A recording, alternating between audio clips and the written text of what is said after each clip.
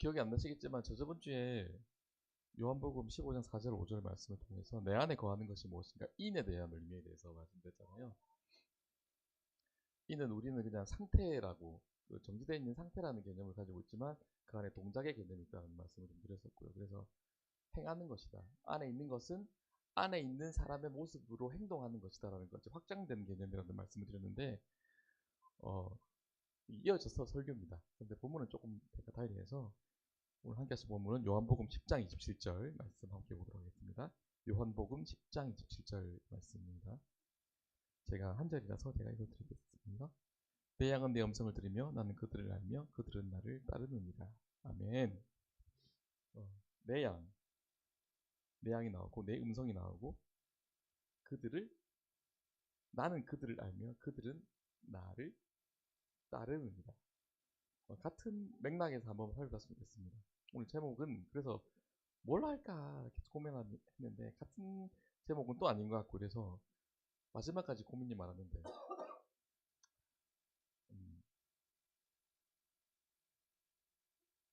너무 어려운 말씀 좀 그래서 그냥 저는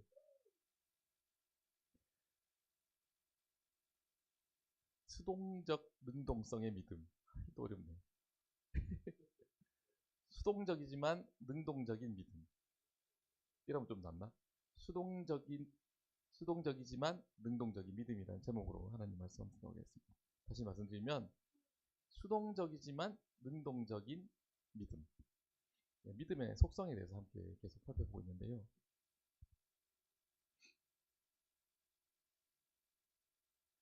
오늘의 포인트는 같은 개념이 이어서서 인의 개념에서 살펴봤지만 믿음은 행동하는 것이라는 것. 정지된 상태. 믿었다고 칭의로서 끝나는 것이 아니고 계속해서 하나님 앞에서 어떻게 해요? 성령께서 우리를 어떻게 인도해 가시죠? 성화로 이끌어 가시잖아요. 그래서 우리는 계속 움직이는 것이다. 동적 개념이 있다는 말씀을 드렸었는데 오늘도 같은 개념이에요. 오늘 본문에서 다시 한번 말씀을 드리면 내 양은 내 음성을 들으며 나는 그들을 알며 그들은 나를 따르느니라. 두 단계가 있는 거죠. 하나님께서 우리를 아신다는 개념이 있고요. 그 다음에 그들은 어떻게 한다고요? 따른다는 것. 오늘 포인트는 믿음이라는 것은 아는 것에 국한되어져 있지 않다. 이 말씀을 드리는 거죠. 오늘 말씀 어떻게 들으셔야 되냐면 주관적으로 들으셔야 돼요. 객관적으로 듣는 게 아니고 뭐냐면 우리의 문화 속에서 이 말씀을 좀 같이 나눴으면 좋겠어요. 객관적 시선에서 바라보면 해석이 안 되는 부분이 너무 많습니다. 믿음이라는 부분이. 왜냐하면 각 민족마다 고유의 특성이 있잖아요. 믿음은 광의적 개념이기 때문에 하나님께서 이 모든 것들을 허용하세요. 제가 아니라고 한다면 그 문화 속에서 그 믿음을 설명해내세요. 우리도 우리 문화 속에서 예수님을 설명하고 계시다고요. 많은 부분들이 서양인이 가지고 있는 예수님의 인상하고는 달라요, 사실은. 그래서 지금 말씀드리는 것들은 시간이 짧지만 어디까지 하는지 모르겠습니다. 늘 이렇게 좀 부족함이 느껴지지만 어쨌든 아는 데까지 하면은 우리의 관점에서 주관적 관점에서 우리의 문화적 관점에서 믿음을 한번 알아봤으면 좋겠다는 생각이 들어집니다. 첫 번째로 믿음은 학습에 머무르면 안 됩니다. 예수 안에 있는 상태는 우리의 감각이 체득되어지는 과정입니다. 이 어려운데 무슨 말씀이냐면 쉽게 말씀드리면 우리가 지정의라고 하잖아요. 지를 가장 앞에 놓기 때문에 지가 옳다고 지의 배경에서 나머지를 해석하는데 사실은 제가 볼 때는 이건 좀 사전에 좀 이렇게 다른 것들이 얘기되어지고 얘기를 해야 되는데 어렵습니다. 뭐냐면 믿음은 감정이에요. 사실은 얘기하면 믿음은 감정입니다. 다시 얘기하면 믿는다고 하는 건 신앙한다고 하는 것들은 누구를 믿는다는 거잖아요. 신뢰한다는 거잖아요. 이건 사실은 지적 활동이 아니에요. 사실은 지적 활동이 아닙니다. 이 사람을 믿는다고 하잖아요. 어떤 하나의 사실 때문에 이 사람이 전부를 믿어버릴 경우도 있고요. 그냥 이 사람이 봤는데 신뢰가 갑니다. 결혼을 하는데 남자가 여자나 마찬가지인데 이상을 바라봤을 때 판단의 시간이 몇 분인 줄 아세요? 예, 비슷합니다. 30초. 인상이 다 결정되는 거예요. 다 필요 없습니다. 이 사람 봤는데 30초 안에 이 사람이 좋고 나쁘고 결정되어진다고요. 호감이냐 아니냐. 물론 뒤에가 제겠죠. 그렇죠? 뭐 뒤에 배경에 대해서. 하지만 이 사람이 그냥 객관적으로 그렇게 없다. 순수하다. 정말 순수하다. 10대다. 18살이다. 우리 뭐 그때는 뭐 부모의 죄송을 생각합니까? 상대방의 뭐 장래 이거 생각합니까? 그냥 좋은 거잖아요. 어떻게 됐는데 30초 안에 이 사람의 모든 인상이 결정되어진다고. 여튼 약간 이 얘기에서 길어져서 끝날 것 같긴 한데 어쨌든 간에 믿음이라고 하는 것들은 우리가 배워서 이해해서 납득되어져서 이 사람을 믿는 게 아니라고요. 우리 예수님을 그렇게 해서 우리가 믿게 되어졌나요? 그런 분 계십니까? 계시겠죠. 계시긴 계시겠지만 결정적으로 믿게 되어진 것들은 누구에 의해서요? 100% 하나님의 의지입니다. 이게 칭이에요, 사실은. 진짜라니까요. 예수님이 믿어져서 믿는 사람이 있을 수는 있겠지만 결정적으로 이 사람이 하나님을 받아들이고 믿음으로 시인하게 되는 과정은 정말 하나님과 인격적인 관계로 나아가게 된 거는 하나님의 100% 은혜예요. 사람의 기여는 1%도 없습니다. 그래서 구원이 은혜인 거죠. 다시 본론으로 들어가서 그렇다고 본다면 믿음은 학습의 과정이 아니겠죠.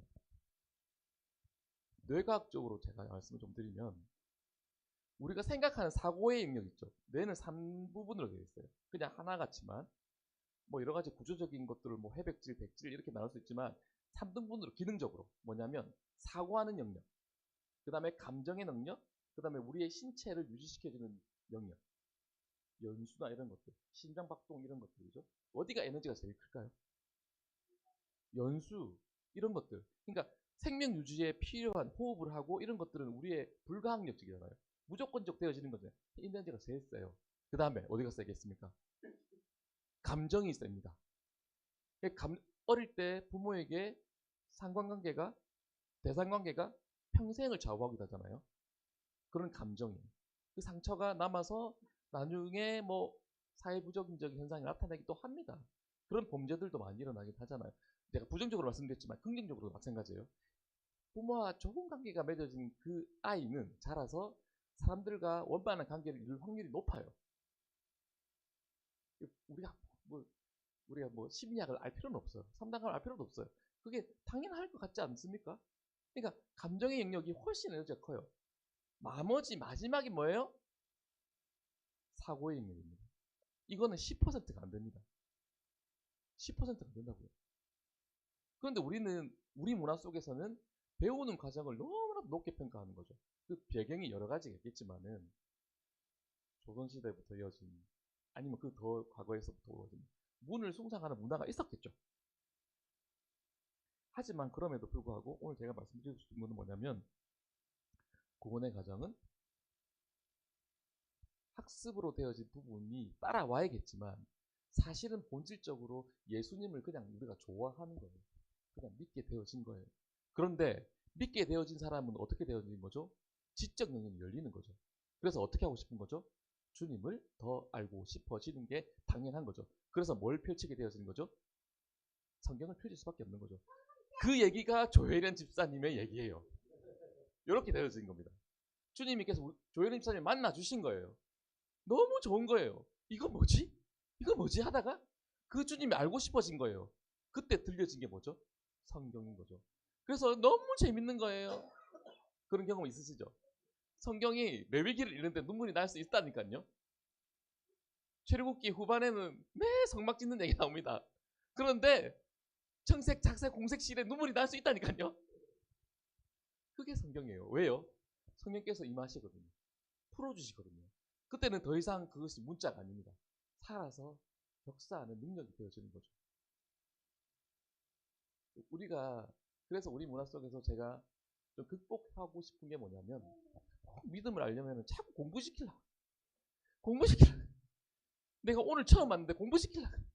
벌써 믿음이 들어오지도 않았는데 하나님 누군지도 모르겠고 교회가 뭔지도 모르겠는데 일단 앉아봐. 이러면서 기도가 뭔지 말씀이 뭔지 하나님이 누구신지 삼위일체를 설명하고 앉아있다니까요. 와닿습니까?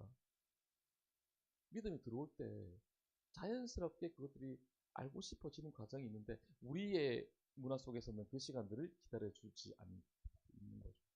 제가 말씀드리고 싶은 건 뭐냐면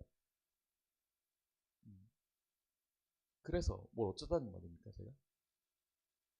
하나님을 알고 싶어지는 과정이 먼저라고.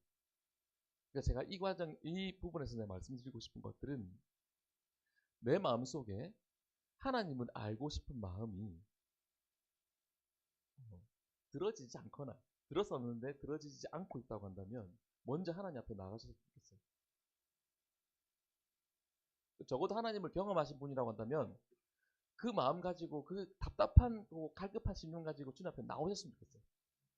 부르짖으셨으면 좋겠어요. 그 상태에서 말씀을 보셨으면 좋겠어요. 아니 바뀌고 안 하셔도 돼요. 그 갈급한 마음으로 충분합니다. 갈급한 심령에게 하나님은 만나 주셔요. 갈급한 마음만 있다고 한다면 그분이 성경책을 열었을 때 그 자리를 지켜나가잖아요. 근데 어느 순간 변화 있어요. 눈물이 납니다. 회복시키신다니까요. 그리고 몰랐던 분, 그냥 하나님 알고 싶다라고 하는 그 심령 가지고 하나님께 나아갈 때, 기도할 때, 예배할 때, 말씀을 붙들 때 하나님께서 믿음을 부어주셔요. 조금 알면은 조금에 만족하지만 많이 알면 더 알고 싶어져요. 이 믿음이 신비한 거죠. 내가 별 모를 때는 그냥 대면대면해요. 근데 하나님이 하나를 보여주잖아요. 그럼 10개가 고파요. 10개가 보이시잖아요? 그럼 100개가 고파요. 왜냐하면 하나님께서 은혜를 부으시거든요. 막 증거가 나타나거든요. 내 삶이 변화되어지거든요. 말씀대로 내가 살아갔더니 하나님께서 더 많이 부어주시는 것들을 경험하게 되어지거든요. 이게 믿음의 선순환이 일어나는 거죠. 그래서 제가 지금 말씀드리고 싶은 것들을 다시 돌아가면은 말씀을 돌아가면은 우리 마음 가운데 아직은 하나님이 갈급한 심령이 없습니까? 그렇다고 한다면 그 감정 붙들고 기도하셨으면 좋겠어요. 그 감정 갖고 하나님 앞에 나아갈 때에 하나님은 우리 마음 가운데 일하십니다. 그 마음 가지고 성경을 펼쳐보십시오. 처음에는 힘들지 모르겠지만 어느샌가 말씀이 달기 시작합니다. 왜냐하면 목사님 몇 살 많으시잖아요. 하나님 우리를 로봇으로 부른 게 아니고 학습의 대상인 어떤 한 사람으로 부른 게 아니라 관계로 부르셨다고.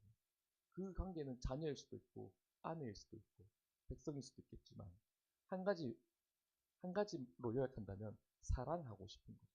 우리를 통해서 사랑하고 싶으신 거죠. 사랑하고 싶으셔서 부르셨는데 감정이 하나도 없어요. 내 메말라 있어요. 그럴 때 학습이 일어나면 어떤 일이 일어나냐면 판단만 합니다. 결국 사랑은 불태워서 하나만 남다고 한다면 예수님의 사랑입니다. 그 사랑이 결론적으로 우리한테 부어지고 있지 않다면 우리는 우리를 점검해 봐야 돼요. 말씀을 많이 읽었는데 하나님이 사랑스럽지 않아요. 이웃이 사랑스럽지 않아요. 그러면 뭔가에 지금 고장이 일어난 겁니다. 그때는 빨리 잠시 접어두고 어떻게 해요? 갈급하신 분을 찾기 위해서 주님 앞에 몸부림쳐야죠. 주님, 내 마음이 왜 이렇게 건조한지 모르겠습니다. 무덤덤한지 모르겠습니다. 예수님께서 지금 말씀 가운데 돌아가시기 일보 직전이에요. 그런데 그게 문자로만 보이는 거죠. 옛날에 있었던 사실로만 보이는 거죠. 이게 살아서 지금 나를 위해서 돌아가시는 장면으로 느껴지지 않을 때는 문제가 있는 거죠. 나사로와 감정이입이 되셔야 되는 거죠. 마리아와 감정이입이 되셔야 되는 거죠. 요나와 감정이입이 되셔야 되고 아브라함하고 감정이입이 되셔야 되는 거죠. 여호수아와 감정이입이 되셔야 된다니까요. 엘리야의 마음과 감정이입이 되셔야 되니까요. 그래야만 그 말씀이 살아서 우리가 함께 하는 거죠. 말씀은 곧 누구시죠? 하나님이시죠. 우리 문화 속에는 학습을 우대하는 문화가 있어요. 조선 시대부터 문을 중시하잖아요. 그게 나쁘다는 건 아니에요. 보이는 것보다 보이지 않는 것들을 더 귀중하게 여기는 문화거든요. 근데 그것들이 왜곡되어져서 뭐예요? 말도 안 되는 것들로 이제 싸우기 시작하는 거죠. 전혀 영향가 없는 얘기들. 자칫하면 우리는 그런 문화에 빠질 확률이 높습니다. 그래서 제가 드리고 싶은 말은 뭐냐면 뭐죠? 내 마음을 점검해 보시고 말씀이 부어졌을 때 내 안에 이것들이 도전으로 일어나지 않고 그렇게 행해야겠다는 그 감정 하나님이 너무나 너무나도 사랑스럽고 그래서 그 삶을 따라가고 싶은 제자의 삶을 기꺼이 내가 살아가리라고 하는 그 마음으로 이어지지 않는다면 잠시 내려놓고 책을 내려놓고 뭘 하시면 좋겠습니까? 무릎으로 달려갔습니다. 주님 앞에 나아가서 주님 내 마음이 너무 무덤덤합니다. 말씀이 부어졌음에도 불구하고 은혜가 지금 부어지고 있는데 내 마음이 너무 메말라 있어요. 하나님 어떻게 해야 됩니까? 춤을 찾을 수 있는 우리들의 모습이 되어졌으면 좋겠습니다. 15분이 돼가지고 뭘 해야 될지 말아야 될지 모르겠는데 조금 더 구체적으로 나가면 우리 안에는 그것들을 다른 표현으로 하면 지적 허영심이라고 저는 봐요. 허영심은 여러 가지가 있습니다. 막 사고 싶은 것도 허영심이죠. 그래서 보여주고 싶은 것. 네, 이게 지금 굿자야. 이러면서 자랑하고 싶은 마음 있잖아요. 팔에 가마을 하고 있다면서 막 자랑할 수 있잖아요. 그럴 수 있어요. 근데 그런 것들이 허영심인데 지적으로도 그런 게 있다는 거죠. 우리 민족 가운데는 뭐가 있는 거죠? 그래서 지적인 것들을 숭상하는 문화가 있기 때문에 그게 허영심으로 나타나는 거죠. 칼육이라는 사람이 있어요. 심리학자인데요. 유명한 사람입니다. 집단 무의식이라는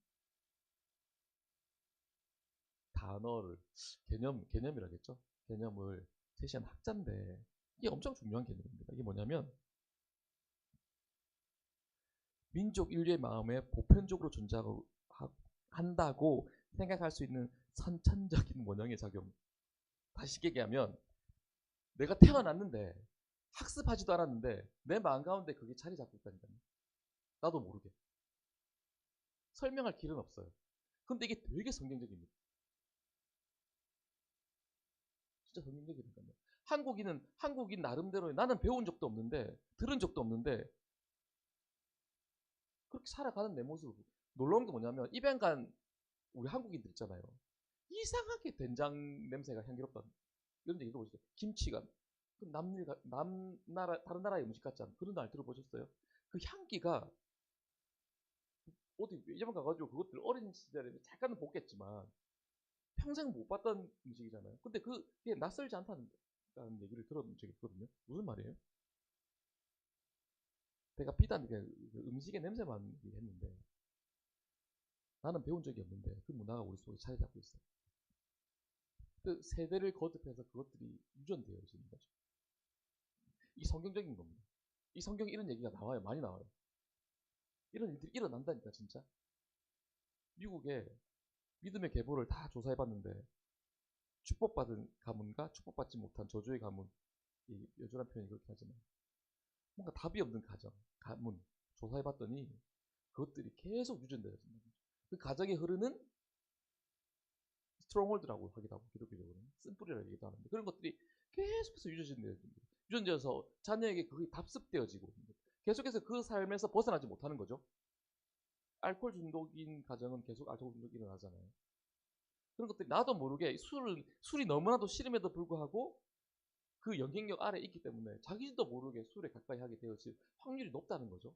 가정폭력도 마찬가지입니다. 여튼 그런데 그런 가정 안에 흐르는 쓴뿌리라고 할게요. 그것들이 끊어진 가정들, 예수 그리스도로 완전히 회복되어진 가정은 그리스도의 좋은 것들이 유전되기 시작합니다.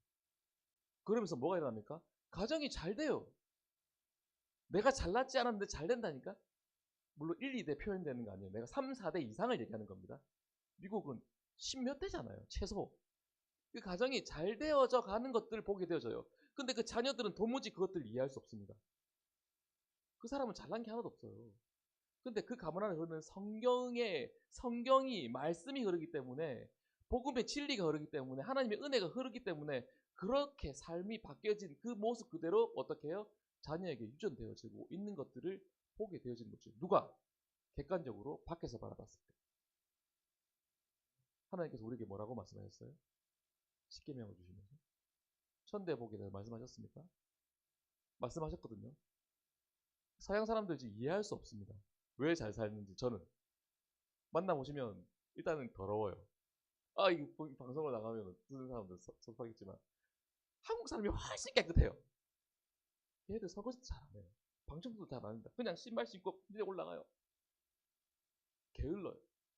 게으르다 편이 그런데 너무 여유만만해요. 당장 뭘 해야 되는데 하질 않아요. 근데 내가 볼 때는 머리도 한국 사람이 비상합니다. 근데 제가 이해할 수 없는 건 걔네들은 너무 잘 살아요. 너무 잘 살아요. 뭐 전부 다 그렇다는 표현은 아니고요. 한국은 너무 부지런하죠. 너무 성실하죠. 그래서 하나님께서 많이 복을 주셨는데 그 복이 우리의 성실하면서 온 복은 절대 아니라는 것들을 저는 느끼겠어요. 누군가의 개입이라고 밖에는 설명할 길이 없어요. 역사적으로도 그렇습니다. 제가 다 설명할 길은 없지만 한국이 잘 살게 된 확률은 로또의 확률입니다. 0.0001%입니다. 이해할 수 없어요. 역사를 보시면 진짜 그렇다니까요. 이것들을 우리가 단지 우리가 성실해서 그렇다? 절대 그렇지 않다고 생각합니다. 그 안에가 뭐가 있는 거 너무 얘기가 길어졌는데 문화가 있다는 거죠. 그 문화. 그 문화는 뭐죠? 우리 안에 있는 문화. 여러분들이 생각해 보십시오.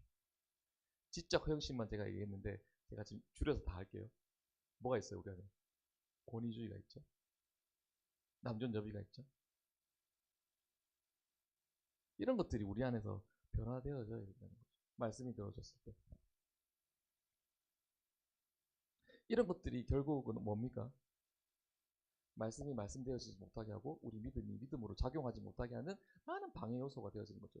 우리 교회 장로교가 적합한 거 아시죠? 한국 문화. 한국은 계급 문화잖아요. 근데 집사, 장로 이게 계급이 아닌 거 아십니까? 성경적으로 봤을 때. 물론 장로를 존중하는 이런 것들이 있지만 그것들이 그 권위는 태어날 때부터 주어진 권위가 아니에요. 그거는 우리 동양 문화에 있는 계급 문화라니까요. 그러니까 장로는 태어날 때부터 장로입니까? 장로로서 합당한 사람이 세워진 거죠. 그게 성경적인 거잖아요. 그럼에도 불구하고 우리는 장로가 원래부터 장로인 것처럼 그 권위를 인정받기를 원하죠. 그게 권위주의입니다. 스스로가 세우는 권위가 권위주의거든요. 이런 것들이 우리 문화 안에 있다는 거죠. 이런 것들이 요소들이 제가 더 이상 설명하지는 않겠지만 이런 요소들이 우리 안에 살아서 믿음의 길을 방해하고 믿음으로 온전히 나아가지 못하는 것들이 걸림돌이 되었습니다. 우리 삶은 그런 것이 없습니까? 한번 생각해 보십시오. 제가 뭐 너무 크게 광의적으로 우리 나라에 대해서 우리 민족에 대해서 말씀드렸지만 우리 삶 가운데 그런 것이 없습니까? 내가 바뀌지 않는 것들이 없습니까? 믿음으로 나가는 길에.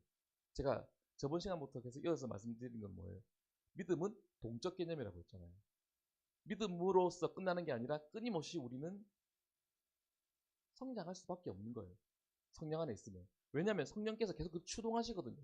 근데 그 추동력을 방해하는 것들이 문화라고요. 우리 안에 쓴 뿌리라고요. 좀 뭐 극단적인 얘기하면 잘못된 비성경적인 문화가 우리 안에 있다는 거죠. 유교 불교의 문화가 그런 거죠.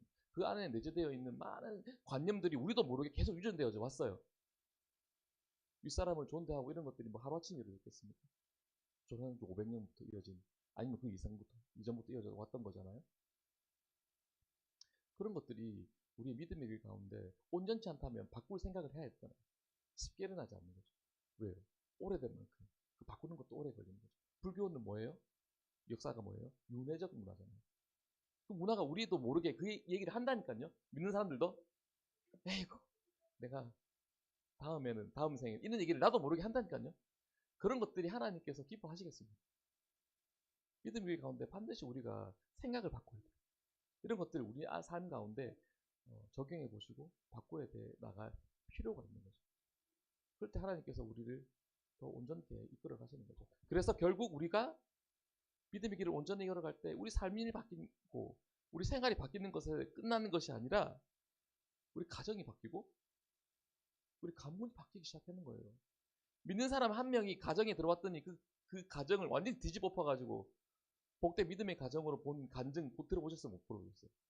조혜린 집사가 그 집에 들어가면서 예수 그리스도 믿기 시작하면서 그 가정이 어떻게 바뀌었습니까? 맨날 서로 비판하고 하던 가정이 어떻게 되었어요? 바뀌기 시작한 거예요. 제가 DTS 갔을 때 2018년도입니까? 그때 조혜린 동생이 왔어요. 같이 있었어요. 다른 스쿨이었는데 있었어요.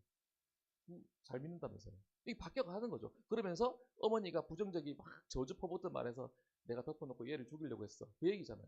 한국에 비일비재합니다. 그런 일들 옛날에는 딸 낳으면 어떻게 하고 이런 것들이 저주하고 그 저주의 뿌리가 지금까지 이어지는 가서 가정을 어렵게 하는 경우가 너무나 많잖아요. 예수 그리스도가 들어가면 바뀌게 되어져 있다니까요. 근데 그것들을 거부하는 것들이 우리 안에 없는가? 우리 삶 가운데 너무 멀리 갈 것도 없습니다. 오늘 내 삶 가운데 예수 그리스도 내 삶 가운데 오늘 역사하고 계신데 그것들을 거절하는 문화는 없는지, 그런 생각들은 없는지, 그런 행위들은 없는지 우리가 돌아볼 필요가 있는 거죠. 그것들을 캐치하고 알고, 그래서 하나님 내가 오늘부터 이것들을 내가 끊기로 선포합니다 할 때 누가 일하시기 시작하는 거죠? 성령께서 일하시기 시작한 거죠. 그때부터는. 그래서 죽을 힘을 다해 어금니 깨물고 그 자리를 지켰더니 나도 모르게 도우셔요. 그 도우심은 누구의 도움이라고? 하나님의 도움. 내가 하는 것 같지만 아니라고. 요.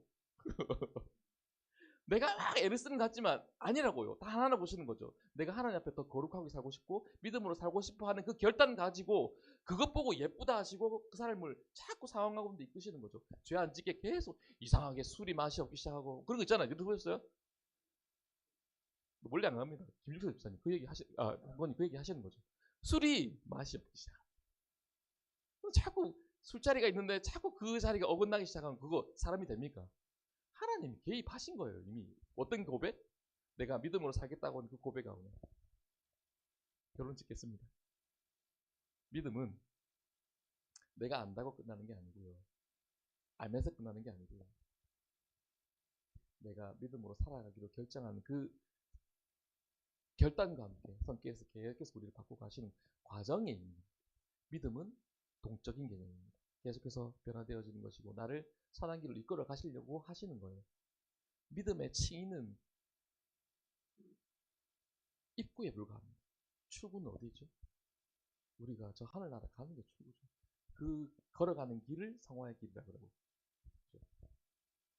그 가정 가운데 살아가신 우리 모두 성도님들이 오늘 내가 하나님을 믿었다는 것에 머물지 마시고 내가 오늘 한 장의 말씀 읽었다에 머물지 마시고 주님이 갈급하셨으면 좋겠어요. 이 믿음의 길 가운데 걸어가심을 통해서 하나님께서 나의 가운데 어떤 일을 행하실지 그 기대감을 가지고 살아갈 수 있는 우리들의 믿음이 되었으면 좋겠습니다.